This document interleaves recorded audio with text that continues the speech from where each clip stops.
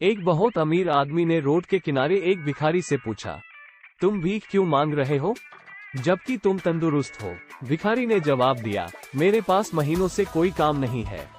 अगर आप मुझे कोई नौकरी दे तो मैं अभी से भीख मांगना छोड़ दूं। अमीर मुस्कुराया और कहा, मैं तुम्हें कोई नौकरी तो नहीं दे सकता, लेकिन मेरे पास इससे भी अच्छा कुछ है। क्यों नहीं तुम मेरे बिजनेस पार्टनर बन जाओ? भिखारी को उसके कहे पर यकीन नहीं हुआ। ये आप क्या कह रहे हैं? क्या ऐसा मुमकिन है? हाँ, मेरे पास एक चावल का प्लांट है।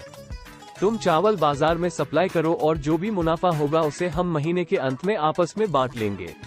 भिखारी के आंखों से खुशी के आंसू निकल पड़े। आप मेरे लिए जन्नत के फरिश्ते बनकर आए हैं, मैं किस कदर आपका शुक्रिया अदा करूं। फिर अचानक वो चुप हुआ और कहा, हम मुनाफे को कैसे बांटेंगे? क्या मैं 20% और आप 80% लेंगे, या मैं 10% और आप 90% लेंगे? जो भी हो, मैं तैयार हूँ और बहुत खुश हूँ।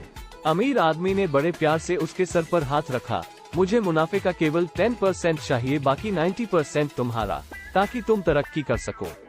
भिखारी अपने घुटने के बल गिर पड़ा और रोते हुए बोला, आप जैसा कहेंगे मैं वैसा ही करूँगा। मैं आपका बहुत शुक्रगुजार हूँ। और अगले दिन से भिखारी ने काम शुरू कर दिया।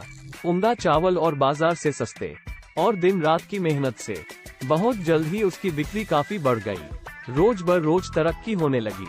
और फिर वो दिन भी आया जब मुनाफा बांटना था, और वो 10% भी अब उसे बहुत ज्यादा लग रहा था। उतना उस भिखारी ने कभी सोचा भी नहीं था। अचानक एक शैतानी ख्याल उसके दिमाग में आया, दिन रात मेहनत मैंने की है और उस अमीर आदमी ने कोई भी काम नहीं किया सिवाय मुझे अवसर देने की। मैं उसे ये 10% क्यों दूं? वो इसका हकदार बिल्कुल भी नहीं है। और फिर वो अमीर आदमी अपने नियत समय पर मुनाफे में अपना हिस्सा 10% वसूलने आया और भिखारी ने जवाब दिया, अभी कुछ हिसाब बाकी है, मुझे यहाँ नुकसान हुआ है, लोगों से कर्ज की अदायगी बाकी है। ऐसे शक्लें बनाकर उस अमीर आदमी को हिस्सा देने को टालने लगा।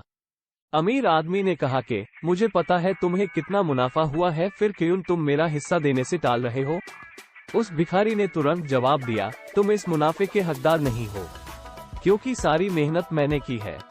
अब सोचिए, अगर वो अमीर हम होते और भिखारी से ऐसा जवाब सुनते, तो हम क्या करते? ठीक इसी तरह भगवान ने हमें जिंदगी दी, हाथ पैर, आंख कान, दिमाग दिया, समझ बूझ दी, बोलने को जुबान दी, जज्बात दिए।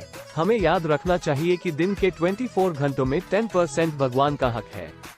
हमें इसे राजी खुशी भगवान के नाम सिमरन में अदा करना चाहिए और भगवान का शुक्रिया अदा करना चाहिए जिसने हमें जिंदगी दी, सुख दी।